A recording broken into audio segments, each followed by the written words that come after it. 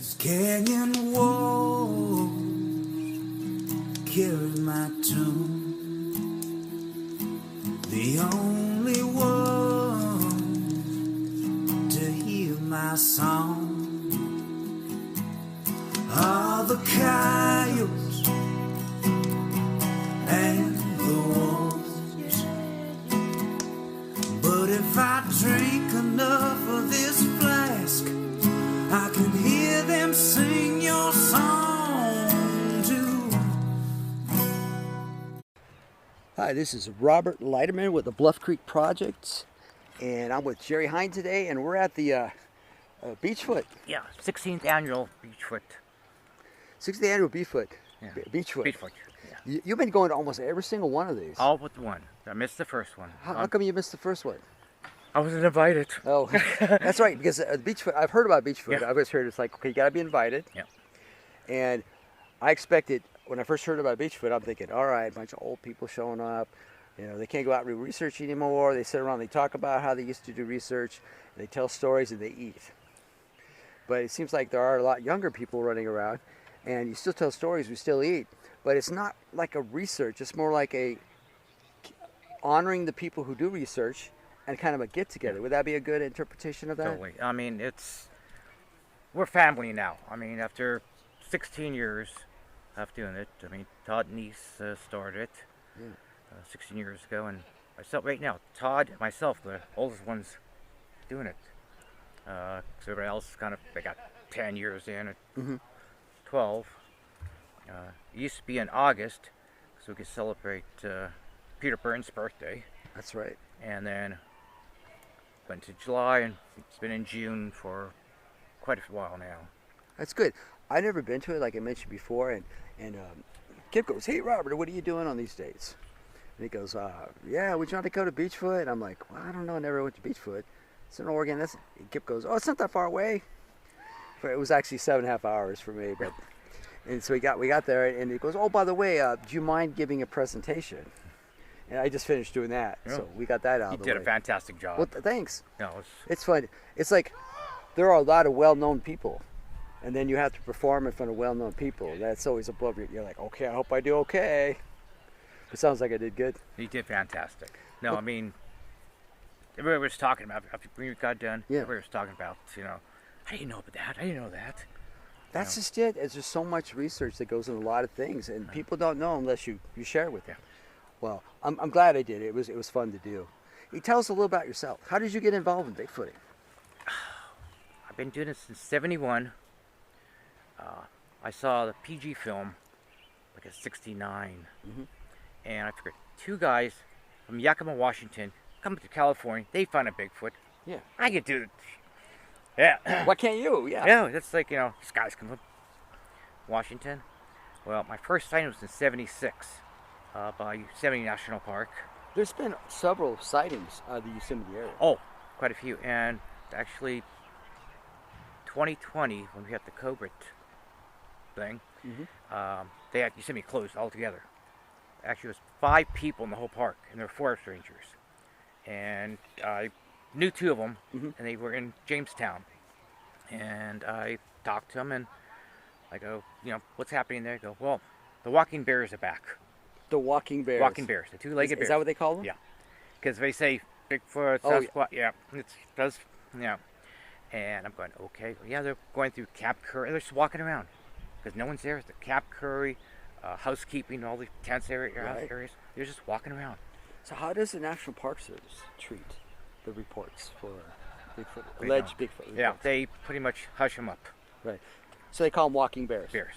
Interesting. Yeah. Do the rangers actually take the reports, or they just say, "Thank you very much. We're not writing it up. We're just gonna, thank you. We'll look into it."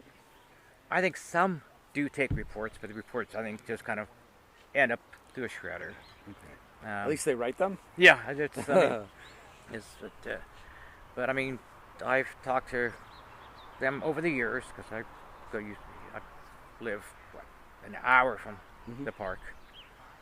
But in my area now, in the Sierras, I'm probably about 2 hours from where the Sierra Sounds were done.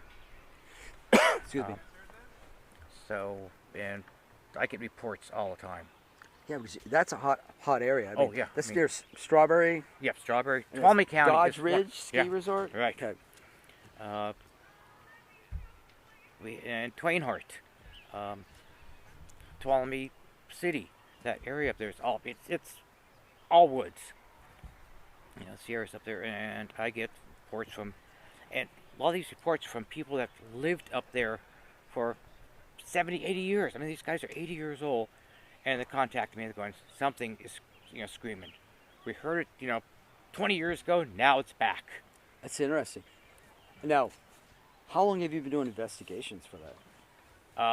Since 71, basically. I mean, 71. When I got into it, I think 75, I went up to the film site, the PG site. So 71, you went up to the PG site. Yeah, 75, I went to PG Okay. site. But 71, I was traveling all over, Oregon, California. Never really thought about the Sierras. Well, yeah, except for the Sierra Sounds. Yeah. All those stories you hear about, like Northern California. That was, Yeah. Which really, if you fold the state in half, starting at Monterey, Yep. Santa Cruz. Santa Cruz. Yeah, I mean, it becomes a half thing, but I should say Northwestern California is where a lot of the big stories are coming from.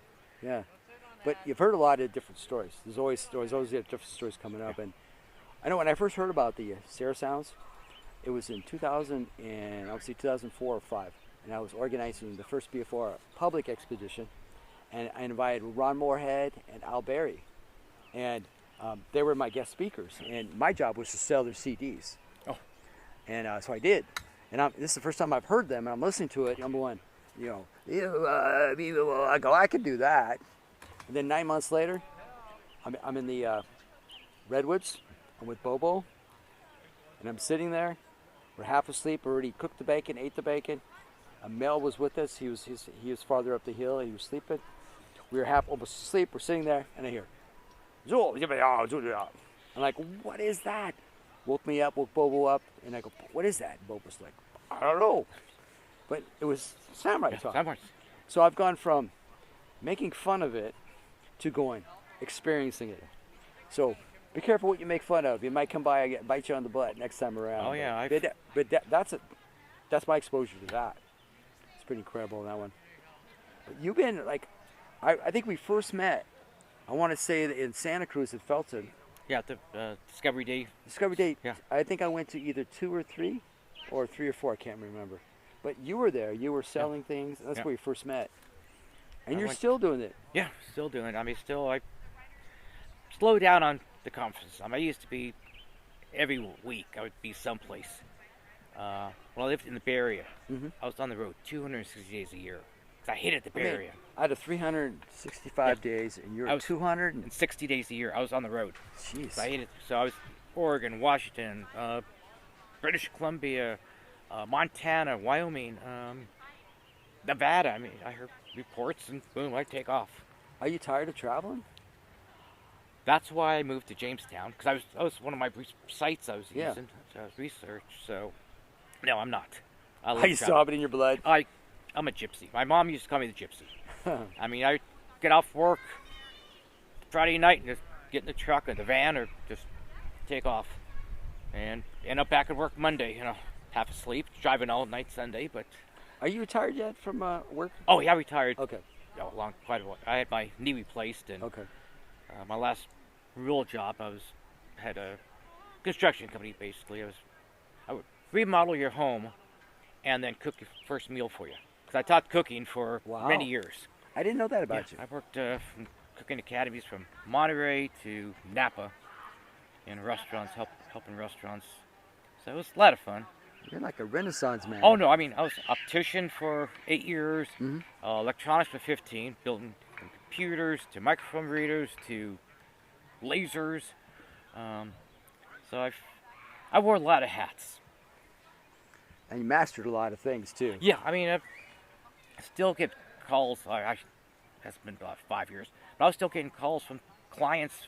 Can you come over and rebuild my kitchen? Hey, I retired 10 years ago. No, I'm. Yeah. If you want to pay me to drive back to the Bay Area from Yeah, you did such a good job that, they want you back, which is good. It's always good to leave on a good note. I mean, I never had a complaint. Knock on wood. Now, have you had any particular sightings? Yeah, my first sighting was in '76. I was working in Cupertino at the time, and a group of us going up to Angels Camp for the frog jumps. Okay. That's like the Angels Camp's on this, right before the F49? Yeah. Okay, Highway 49, almost like at the foothills of the Sierras. Right. Okay. And so we left work Friday night, and I had a van at the time, and most guys had their pickups or motorcycles. And it was probably, we say 25 of us going up there. And we had to stop by Chinese camp on 120 towards Yosemite to pick up some more people. So we stopped at this little restaurant, and we had a bite to eat, and talked to the owner, and asked the owner where we stayed, any place. About a mile down the road, there's a vacant lot, you stay there, but look out for Bigfoot. And I'm going, Bigfoot up, Bigfoot up here. And I go, okay. So, go there, crash out. 3 o'clock, actually between 2:30 and 3 o'clock, we hear this metal crash. Like a car accident. It was it just sounded like something just bam. I heard that on the avenue, in Richardson Grove when I was working there. It sounded like a piece of metal slapping down on the asphalt. Just whack. Is that the sound? Something like that. Okay. So, 5 of us start walking down the road with the good old double D flashlights, the ones that shoot like 5 foot in front of you. I remember those. Oh yeah. And in the distance we see this thing, these eyes, I'll never forget, these things were size, I don't know, 2-inch in diameter, 11 inches apart, if not, and 9 to 10 foot in the air, walking towards us. Was it like reflecting light, or was it These glowing? Things glowed. It looked like lights. What color was it? Reddish orange. Reddish orange. Yeah. Okay. So we're looking at those and going, and it clicked my mind. Look out for Bigfoot. I'm going, okay. So one of the other guys goes, hey, we better get back. We're not too sure what's this thing. And they're going, oh, it's probably a raccoon in a tree. I'm going, with eyes like that. Everybody's trying to figure excuses for it. So next morning I walked down, and it was 3 foot off the ground was the highest bush. So we get in our vehicles and driving down 120 to make it go around the other side to get 49. And this big pasture, there's this tractor over on the side. Sheriff's car is there. It was about maybe a half a mile from where we were camping. And I guess the farm that guy owned. And going, that is what we heard. The sound of the metal hitting. Yes. Oh. This thing got upset, and it pushed it over. A heavy piece of equipment. Oh, this is it was yellow, so it was case tractor. So it was a good size. Ouch. Today, I would have stopped. Then it was like I had a girlfriend along there, and everybody's going off. I didn't want to, But today I was like, okay, you guys go. I'll meet you there and climb over the fence and look for footprints or something. But so now at the time, you would go look for. Right now, you would go look for prints. But at the time, then you just did. You weren't. Were you even believing in Bigfoot? Oh yeah, I started in '71. '71 is when I got into it. This is '76. Okay, so you're into it. Oh yeah. And this is your sighting. Right. Okay. My first sighting, and I wish now that I would have, but girlfriend I was with and everybody else, oh my God, just keep going. All right, so about 2-3 years ago, ran into some people that grew up in that area that time, and talked to them. They're going, oh yeah, there was quite a few reports of Bigfoot in that, Chinese camp all through there at Yosemite. It's like my earlier research trying to learn about it. I read Green's books, and you don't hear about those things in Green's books. No. Yeah, being mostly Canadian based, trying to find those things out. See, it's information, but it's like all this other information that's just popping up. There goes that raven again. Yeah. On schedule. Yeah, we're still at the campground. You're gonna hear a bunch of extra noise here while we're recording this, but we're at the far side of the camper we can get. This is Beachfoot Yep. And there's people are getting ready to eat, people moving around, and you got ravens that are doing their flybys. Yeah. So any other sightings or encounters in 2011. 2011? Actually, I was leaving Willow Creek. Okay. I had lunch with Stephen. Well, what time? Wait, for the record, what time would you have lunch with Stephen? Was it in the morning or the afternoon? Oh, it was afternoon. Okay. It was probably about 4 o'clock. Okay, so you're finishing Between up. 4. Because then from there we went to pick his daughter up. And then he showed me, we went up to his house, and he showed me where something hit the water tower or the water tank he had of his place. Oh, I've heard Stephen talk about that. Yeah. Okay, go on. And then I said, okay, I'm going to go up to Roderick, and I figured out Roderick and spend the night, and then figure out what I was going to do from there.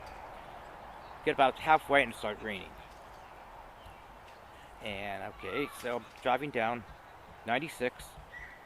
Sure. Now you're heading. Just describe you are heading north on 96 now, going home. Right. Or going to to Wairika. Oh, right. Okay, go ahead. And passing Happy Camp. Okay. Going towards Scott Bar, one of the little towns there. And in the distance, I had a Toyota pickup with a camper on it, and the whole thing was covered with lights. I was putting up between 2 and 3 main candle power. So this thing could light 10 miles in front of me. I had all the lights on. And this was at night? Oh, yeah. This is and about you're lighting 10 o'clock up the at world? Night. Right. And you're looking for Bigfoot? No, I was looking for deer. Because that truck was a deer magnet. I had a deer going through the window one time. Oh, okay. I had the window rolled down, and it was glad it was a female, it was a doe. Well, it was a buck would have. So probably killed you. Yeah. So basically, I'm driving down, and at distance I see this deer coming up from the embank of the Klamath River and upside the mountain. Here's another one, and these things are running for their life. Mm-hmm. I was about 2 weeks earlier and reported a lot of cougar up there. I thought, oh, it's a cougar chasing them.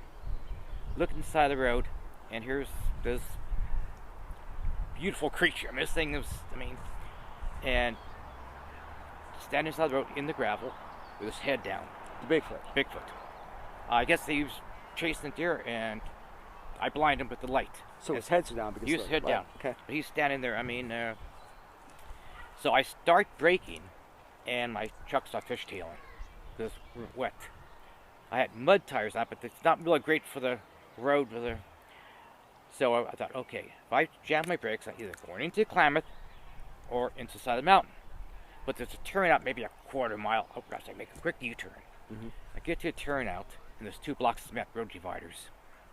So I had to go 2.5 miles down the road to his horse ranch, came back. He was gone. But I noticed he was standing next to some berry bushes. And he was twice the size of the berry bush. He was maybe a foot from the berry bush. Mm-hmm. And so I thought, okay, I always have a tape measure in my pocket. Measured berry bush was 4 foot high. He was twice the size with his head down. So he was at least 8 foot. Wow. And I say he because where he was built, he was a reddish brown, but wet. Because it rained, and I guess he was watching the deer down by the Klamath, and someone chased them up. And then I came along, and timing was everything. Oh, yeah. So I wish now that it wasn't wet, I would have stopped. But as soon as I did go back, pulled a piece of paper out and drew what I saw. So while it's fresh in your memory. Right, and measurements, everything else. And I went back a couple days later and took pictures of the berry bushes and all the area there. And that's how you estimated by 8 feet. Right, yeah. Yeah. The berry bush was 4 foot off the ground. He was a foot in front of the berry bush, and so he was twice the size. And that wasn't expected, was it? You weren't expecting anything. No. About it. You're saying, I'm just going to get to my destination, Right. Wairika. Mm-hmm. I can hardly wait to get to my hotel, the campsite, and why are these animals jumping across the highway? It's a surprise there. Actually, I went back 2 days later and took pictures, but he was standing in gravel, real heavy So it's rock. hard to really... There was no way to find, prints or anything. Yeah. That makes it difficult. There are people who go many years without any confirmation. Investigators are following up on other people's reports. And then not every investigator gets to have their own experience. It sounds like you've had 2. Oh, I had a few more. I had one at Tish Tank at Hoopa. Oh, that's off of 96. Right, yeah. Yeah, okay. I was there. I've been going there for like 5 years in a row. Yeah. Same time every year, same campsite. And it was a little trail over to the river there. And so one night I'm there, and place was packed. Every campsite was taken. And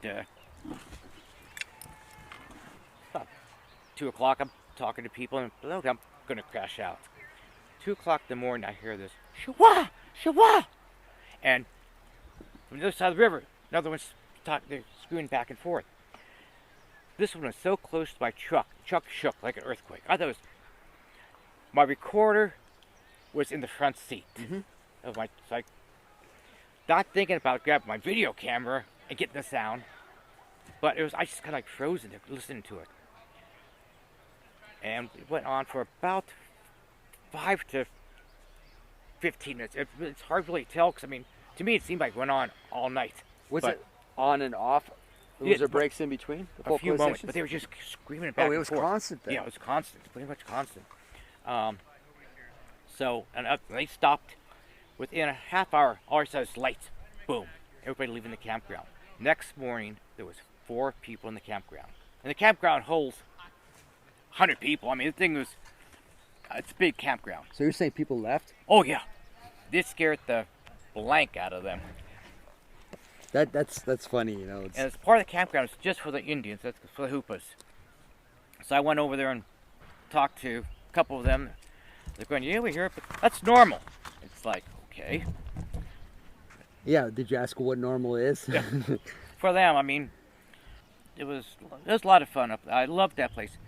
Went back the next year, they cut all the bushes down. Everything was like no higher than 3 foot. This thing was like a jungle. Now, we say you're talking about blackberry bushes? Or? Blackberry,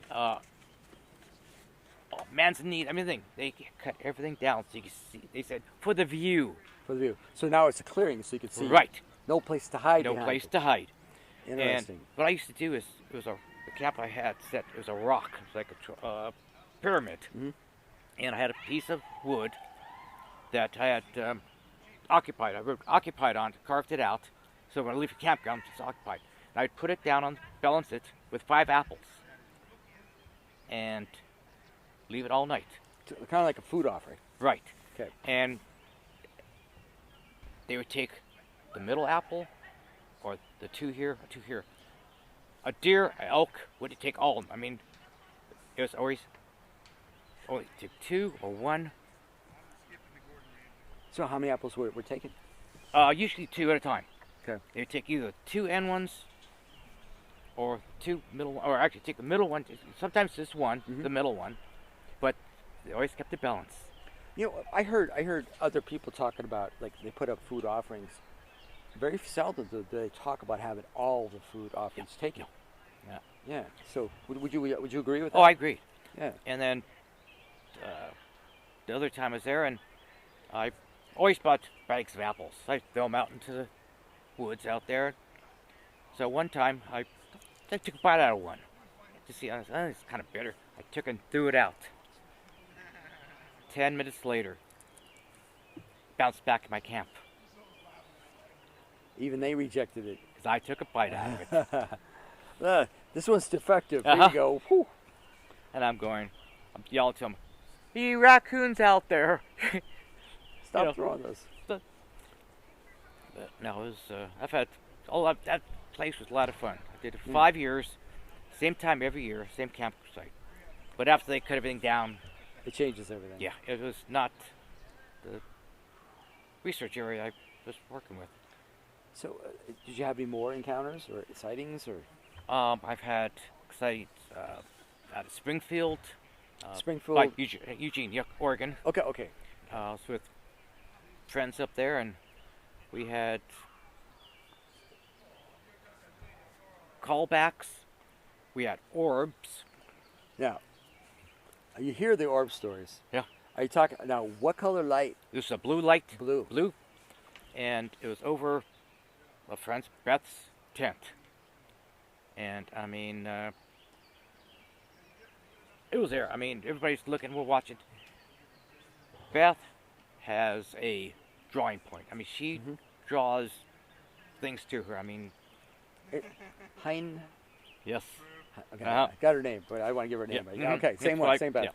Yeah, I got a chance to meet her. Oh, she's in Washington. Yeah, she moved to Washington from Oregon, and But no, she has a power. I mean, inner power. Seems like it's gonna draw, and it's just above her tent. And the blue light was. It stood there all night. And I've seen other things out in the woods that I mean are supposed to be fairy tales. I mean, trying to sound crazy, but I've seen fairies. More like Grimm's fairy tales. Yeah, but these are little people with wings, and the wings are going very slow. Not like a hummingbird. These things were Kind of like what the butterfly does.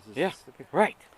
And I was with Toby. I'm not gonna go, and at the camp. It's before one of his conferences he was doing, and I'm ready to go to bed about 12 o'clock or something. So I went to a bush to relieve myself. Yeah.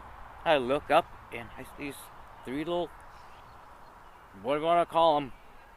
You know, they weren't moths because they had human bodies look like. Oh. And so I finished what I'm doing, took my glasses off, back on, and we were not drinking. There was no drugs because we were out squatching all night. And when I squatch, I don't like to drink or do anything. So walking back to my camper and see Toby, I go, I just saw these things. He goes, fairies. I go, yeah. And then next morning, Beth goes, so you saw my friends, the fairies. I'm going, yeah. Like what? I mean, were you expecting anything like no. that? Well, I was out there looking for, squatching, and we got some knocks, but nothing, but... There's a big difference between a Sasquatch and a little fairy. Yeah. Oh, no. And to this day, I'm still going, I get pictures like yesterday. Hey, I have to ask you this. I've yet to see fairies. Yeah.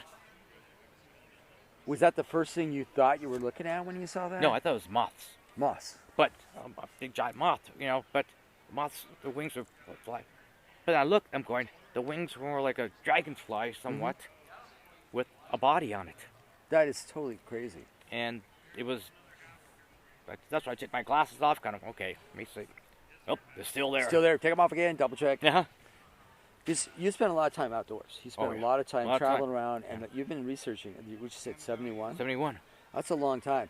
And it sounds like you've seen some odd things. Oh, yeah. I've heard a lot of things. I mean, I've seen things in the sky that aren't supposed to be there, but... Oh, yeah. That's the whole thing. Some people talk about Bigfoot and balls of light in the sky. And then you hear about orbs. You hear about things. And every once in a while, you hear about the fairies. Yeah. And so you're like, what does this all have to do with Bigfooting? And... do you think there's a connection between all this? I know it's kind of a tough question. I don't think we like connection. I think we're not alone. I mean, there's things on this earth and that we don't know about yet. Or we know, people know about it, but they're not talking about it. Or learning. Yeah. Look at every culture. Every culture has these historical myth, if you want to call them mythological stories. I always believe that myths all start from the foundation of something in order to get there. But it doesn't matter what continent you're at, except Antarctica. Yeah. But now they're finding out there would have been a culture there too. Oh, they used to be. Yeah. Yeah. So all this stuff we grew up reading in Grimm's fairy tales or whatever, and now you're like, wait a minute. Where did he get his information from? So that is wild. It's the last thing I would want to see. I mean, I guess I could deal with fairies. The last thing I would want to see would be things that go bump in the night that I read about as a child, and now they're in front of me. That I would not like that. That would not go over well with me. Because I have a friend, he passed away, but he saw things that changed his mind about doing research. That I'm not going to go by myself anymore, or I won't stay too long in these different places because he had a bad experience with that. One he didn't want to talk about or elaborate on, but one that left it a change. And the change for him was a great outdoor researcher now is not researching as much or staying out as long. And that was his passion. And it's like, you want to talk about it? And it's like, no. And so it makes me wonder. And we see things we don't understand all the time. Well, I shouldn't say all the time, but I know I have. I second guess things and going, wait a minute, that's not supposed to be there. I mean, you hear about these things, and it's just talk, right? And now you're out there going, I think I'm seeing what somebody said they saw. And that's crazy. And I know people listening are going to go, oh, well, we're not ready for this yet. But when are we ever ready? I mean, you said it. I mean, we don't have all the answers. We're scratching surfaces. And the cultures have stories. Did they all make them up? But you still go out. You still go out in your camp and you still do your thing. Yeah, I enjoy it. I mean, not as much as I used to, because now I live in the Sierras, and that was one of my research areas. So now I could, drive. And this year here, we have so much snow up there.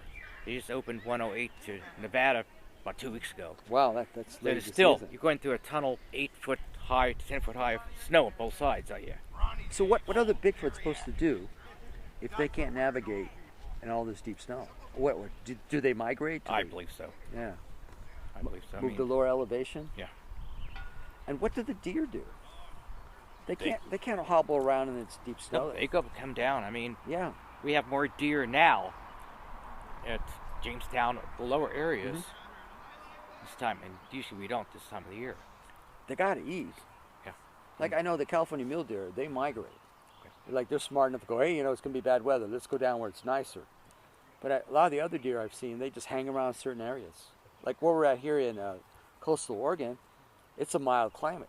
They don't have to really go anywhere. They get a couple days of snow. It burns off pretty quick. There's lots to eat, so why go anywhere? But Sierras would be a tough place. Yeah. Things like the Donner Party you always hear about. It wasn't much of a party, but yeah, more of a dinner party. More of a mistake. Like, we should have left earlier in the season. I can ask you questions about. This is the first time I'm here for a Beachfoot. So, and you've been going to Beachfoot a lot. This is the 15th year for me. Yeah. Out of 16. How has Beachfoot changed from the first time you came? Well, the first probably 4 or 5 were no more than 50 people. And first ones were like 30 people. I mean, we had Peter Burns, Adam. That's good for names if you can't get them. Oh my God, I just went blank. You must be over 60. You can't figure it. I'm not saying. I'll be 70 tomorrow. Yeah, and I understand why you can't remember the names. I had trouble myself today. But there's been a lot of people in Bigfooting that showed up for these things. What was the whole point of Beachfoot originally? Getting creative people together. It was researchers, instead of going to these conferences. Back then, it wasn't that many conferences. Now, every weekend there's 3-4 conferences. I'm seeing that. I'm seeing on Facebook like a lot of advertisements for these things. And then Beachfoot became basically invitation only. And then we've had up to 140 people here. And that's a lot of people. Yeah, but it was all invitated. Now people are, instead of coming here, they're going to different conferences now. I mean, I think there's another one going this weekend in Washington. I think there's another one in Oregon's Place House. Yeah, like the shirts they had this year. Yeah. On the back, it has all the different places they've had it, and it has the years when they did it. And I mean, how long have we been coming to this place here? Close to 10 years. So this campground we're in right now. Oh yeah. About 10 years. 10 years. Yeah. You think it's okay to say what the place is, or? Oh yeah. I mean, this Monday they got another party here. So it's River's Edge. River's Edge. Yeah. Campground. It's got a creek like right over here. Oh yeah. Crawdads in it. Crawdads, fish. I mean, a lot of salmon, everything else at certain times of the year. Right, and everything's 6 inches long. The fish. Yeah, like the fries out there. Yeah. And I look at the grass area, big open meadow, and you could have a football game out here. Oh yeah, it's big enough. I mean, usually volleyball they have out here. Yeah, there's some horseshoe pits right where I'm camped, right over here. Yeah. And I'm right underneath a couple large old firs. You can tell this used to be like a meadow because these firs are old and they're short and squatty. And that's that. And the fire ring, that's a huge fire ring. And then they got like a building over here, like a lodge and stuff, a cooking place. It's kind of where we did the presentation. Right. Yeah, and they got a fire pit inside there too. Oh, I didn't even see that. Yeah, in the center they got a fire pit there. Okay. So people, they got little sinks in there to power, so you could make your coffee in the morning. Oh, and the bathrooms are always clean. Oh yeah, no. There's two of those. They're bunker bathrooms. They're like pits. They smell nice. Well, you're not supposed to smell them. Put your head in the smelling, but it's relative. They keep them clean. Oh, the hosts here do a fantastic job. Yeah, I mean, early this morning, when the host was here picking stuff off the ground, I guess last night we were up late, and I guess we were a little messy. Some of us didn't pick up our stuff, but the host was here early this morning picking things up. So which one of the places would you say was your favorite for Beachfoot locations? Right here. Right here. The first two were at a friend's house. It was beautiful. I mean, but it was a rental. Mm-hmm. And so then we went to a national park, or a park on the beach. So it's beach and then you go into the woods. That's how I got the name Beachfoot? Good. Because it was at the ocean beach? Close enough. Okay, close enough. That one was 1 year because we were making too much noise after 10 o'clock. Oh, is that the one where locals were called in to come? Yeah, the sheriffs came out. Yeah. So that's when Todd just came back from overseas. Deployment. Yeah. And picked him up for that. And then we had a Christian campground. And it rained so heavy, it was like 6 inches of mud. So that was a lot of fun one. No thanks. And then COVID kicked in. How did the COVID one turn out? Oh, we were supposed to have it here. Yeah. But this county closed down altogether. Okay. So we had to go across Highway 5 to Lynn County. I think that's Lynn County over there. And Sweetwater. And we found a small campground there, 25 people. They say you can only stay in your little square? Yep. You gotta wear a mask to stay in your little square? So only 25 people. And Yeah. the year before was over 100. So it's like... That's quite a difference. This year, I think about 60, maybe 60. 60? 65, something Well, like I'm glad that I have room. Sounds like, camp next to snoring people. that. Oh, no. Or my snoring bothering them. When you had 140 people, Olympic Project had their own area. Okay. Each little group, and then we all met. It was a lot of fun. I mean, it was with a lot of people, but... Yeah, I guess Corson was here last. Was it the last one you guys had? Yeah. Corson was here. I think I seen the advertisement for that one. Yeah, he was here. A few others. Yeah. So I from what I experienced for Beachfoot, I like it. It wasn't quite what I expected. I kind of expected a bunch of old guys hanging around and swapping war stories, but no, there's a variety of different age groups. Yeah. People, they have a little baby. It's like 6 months old. It's actually a couple months old. And this whole family group over there. There's about 10 of them. Yeah. And everybody's spread out. It's a lot of fun. I mean, I look forward to it every year. Yeah, and like you sell some of your stuff. Yeah, I bring Bigfoot binders, books, posters, and helps pay for the gas. Oh, I hear that one. I brought books this time. Yeah. Fantastic book. Thanks, Bluff Creek Project Yes. book. Yeah, Kip kind of called me up. I think I mentioned this, but hey, what are you doing this weekend? Well, I don't know. And then I said, well, how much is it going to cost me? Okay, I'll do it. And then Kip goes, well, okay, in that case, do you mind giving a presentation? And I'm like, oh, okay. Because it's always kind of intimidating to give a presentation to known Bigfooters who've been in the business a while. So you're like, okay, I hope I don't flub this up. But we dodged a bullet on this one. Everything worked out fine, which is good. Thumbs up. Excellent. That's good. Well, I don't know. I don't want to take too much of your time and stuff. And is there anything you want to add about Squatching and your involvement, or any advice for people wanting to do those kind of things? Don't wear blinders. Too many people look straight ahead. You have to look all around and look up, because the young ones are going to be up above. And senses?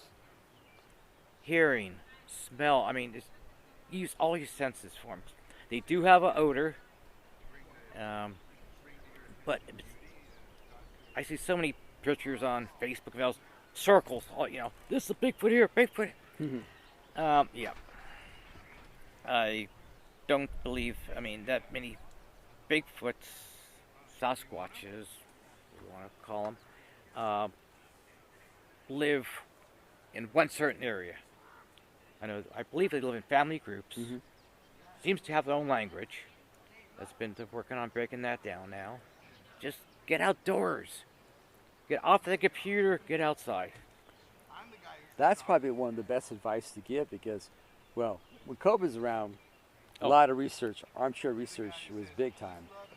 But good to go out and apply what one learns. Yes. And I think I'll add this, you probably agree, is open-minded. Oh, yeah. You Yeah. have to be open-minded. Because there's always that debate, is it a physical being or is it a spiritual being or how does it manage? And then you hear about portals. And then I get confusing trying to keep up with all the different things people talk about. But I know I'm a flesh and blood person. So am I.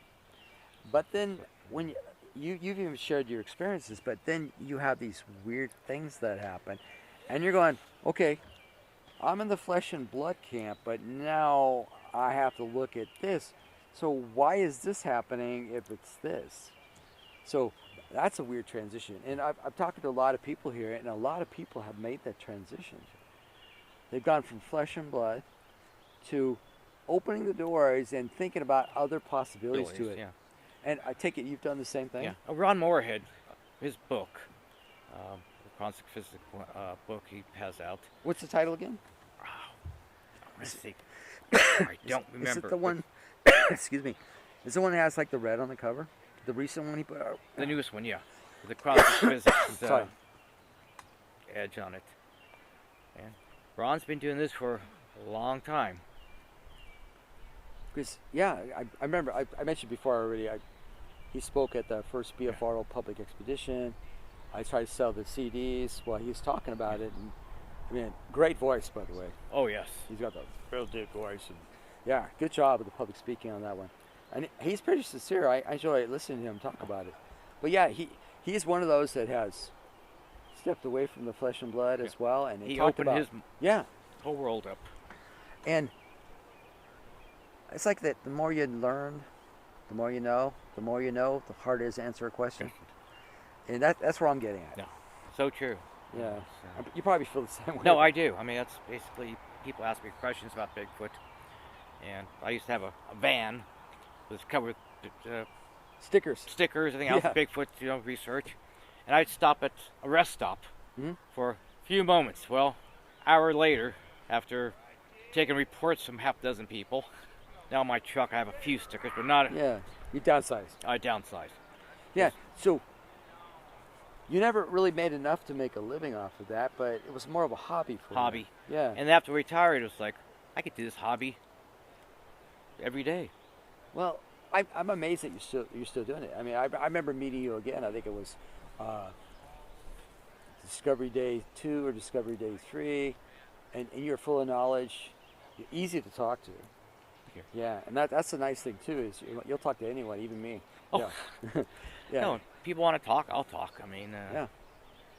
So I know you got a lot of knowledge and stuff to share, and Thank you. yeah, and that I do appreciate too, because public speaking is not an easy thing to do, but you managed to make it easy. Yeah. I enjoy talking to people. Yeah. At times I go, it's like, what am I going to say next? Oh yeah. Like what like podcast interviews. Yeah. Right. Do we run out of things to talk about, or is a host going to jumpstart me and get me redirected? Yeah, it's what that's all do right now.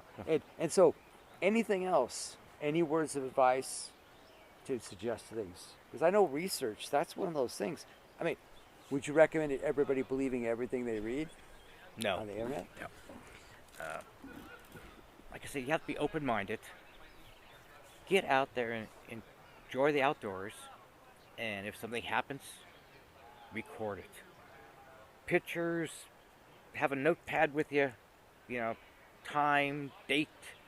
If you got a tape measure, if you find a print, measure the print. Take a picture of the tape on the print. Mm-hmm. Because people, or take a $1 bill, because $1 bills are the It's same standard size. Standard We size. know what it is. Put it there, and don't put your shoe there. I see more pictures. This is what size boot you wear. I don't know. That's it. And the boots and tennis shoes are different shapes. And, Oh, that's it. And it's, yeah. if you bought it in Europe, it's going to be a different size. Yeah, I know. It's just. Oh, that is tough because most people aren't trained in scientific research. No. Like some people I've taken classes on scientific research before. Law enforcement for over 30 years. There's a system to it. You got to document things. You don't wake up knowing all that information. And where can people get this kind of information to help them make better decisions or become better investigators? Well, there's a lot of courses. I mean, training courses. Mm-hmm. I took a couple tracking courses. I was living by Scott Bar, Northern California. Okay. And 2 to 3 day course, Friday, Saturday, Sunday, go out into the woods, survivor courses. I mean, there's so many things to get learned, from these courses. And a lot of colleges doing it now, too. I mean, like I took some tracking courses. And plus my department, man tracking classes, looking for lost persons. But tracking, that's a skill set in itself. That's a dying skill set. It's like, what I always recommend people is walk across the soil and then go back around and then track where you went. Right. Measure your stride, measure your length of your foot, look to see if you turn the soil or if you clip your toes or if you're pushing down on the grass. And I guess, was it John Brown? I think it's John Brown. Tracking school and the Pine Barrens. Yeah, I know his last name is Brown, but I read some of his books on it, and they have classes. And his idea was to track a beetle across cement. And you're like, how in the world are you going to track a beetle across cement? Well, the beetle walks in the dirt, it gets on the cement, and transfers the dirt onto the cement. And then he kind of takes this direction of travel, and then you can estimate its direction of travel, and then you go to the end of the cement, the asphalt, and look to see where he reconnects and the disturbance starts again. So there's an art form to tracking, and when I was with the parks, the ranger, I gave public classes on it, and it was fun. Give them all walking sticks with rubber bands on, our hair bands, taught them how to measure the stride length and the step, and then I would put a trackway in there, and they use the stick to find the end, and I would teach them how to do the basic tracking skills, and they were in it. You're watching them on their hands and the knees, inspecting the ground, looking for all the details, and that's kind of what it is. Yes. We spend a lot of time missing the details. We have to slow down to smell the roses and not hurry through everything. And that's tough for me. And too many people wear blinders, though. They just kind of look straight ahead. They don't look right, left, up, down. They just kind of follow the path, and I can't do that. No. When I'm outdoors, I'm looking all over. I'm just, up, down. And you're appreciating everything. Yeah. It's just. Yeah. I guess the last words of advice to people, maybe relax a bit more. Oh, yes. Not to take themselves so seriously. Seriously. I'm guilty of that. Oh, we all are. There's times I get depressed. It's like, okay, I want to go out this weekend, especially this year here, with all the snow we had up these years. You would get out. I was, areas, still I can't go to certain areas that I've been researching for years, because there's still 5-6 foot of snow there, and the roads aren't open yet. Do you think, on that note, do you think all the snow's going to melt by August? Oh, it should be. Just in time to put it back at the end of September? Yeah. Oh, I hope so, because August was supposed to, so I'm trying to get together a 14-person trip, leaving off of Aston Meadows up there. It's one of the horse ranches up there, into about a 3.5-hour trip on horseback into the Sierras. And this area here is a beautiful green meadow. It's like they got ponds there. They got a lake going through there. The cows will not they stop, boom. They will not go into that area. And why do you think that is? That's what we're going to find out. These cows are on the menu? And the thing, too, is they've heard screaming coming out of there over the years. So I got some cowboys and guys that going up there. So we're going to go up there for 3 days. Mm-hmm. We're not too sure. I'm not sure how much it's going to cost. Like between $350 to $400 for 3 days horseback. All the food's going to be supplied. We've got the cooks, and Perfect. go up there and just see what is in there. What elevation is that? I'm not too sure. 'Cause I haven't been up there. I'm working with a couple of guys that work there. Mm-hmm. Other ones that said, "Hey, Jerry, we're getting reports from up here. BFR was up there a couple of years ago and left a mess." Yeah. Sorry to hear that. Yeah, but so Is that above timberline? yeah. Okay. So that's definitely above 9. Oh no, we're 9, talking 10. We're talking. Okay. I mean, but high up there in the And you definitely need to have less snow for. right. Yeah, you get too much sun, you get sunburn reflecting off the snow. Snow. Yeah. And then at night you'll be cold. Yeah. What sounds like a great adventure? That should be a lot of fun, and swing by where the Sierra sounds, but right now it's all burned out. 2 years ago, the Danielle fire up there. That's right, the fire raged right through that Oh whole yeah, area. they just wiped out everything up there. I was up there last year, and it was just made me cry. I was like, oh. I know, that's the sad thing too. We've had the same thing kind of happen in the Siskiyou Wilderness Oh, area. right. Towards right before you get to Elk Valley. Yeah, that burned out a few years back. I think it's a control burn that kind of got out of control, and it burned a lot of the sacred high country for the Yurok and the Karuk. Yeah. And that brush and debris helped hide the trails to the sacred chairs and the sacred places. And when you burn all the brush out, you can see See the what access points on it. Yeah, they had one by Scott Bar, Happy Camp up there a number of years ago, and it just, my brother had a place up there, and it came within 100 yards of his house. That's scary. Yeah. But Cal Fire came to the rescue. Well, good. Oh, yeah. Like, I know that Cal Fire had trouble rescuing a lot of homes Yeah. in different areas, especially in the northeastern California. But I guess that's the cost of doing business living in areas like that. Yeah. Now, I live near the coast, and the humidity is always a lot higher, and it's usually not an issue for fire. But then you go east, and then you're in the Willow Creek area, and they're vulnerable, and you go 96. Hoop is vulnerable in the valley. You go up towards Wichipec, you gotta watch out for that, and you go to Orleans. No, Orleans. I was just going to say Yeah, I'm just going up the 96 circuit. Well, good. Well, I don't want to take up too much of your time. I really appreciate you thank you, taking your time in your busy day to come talk to me about this, and a lot of information. And again, Beachfoot, it's new to me, and I guess I could get used to this. You're invited again next year. Oh, great. So are you giving me the green light? Oh, yes. Oh, no. No problem sweet. at all. You are going to be here. All right. I'll mark my calendar, Yeah.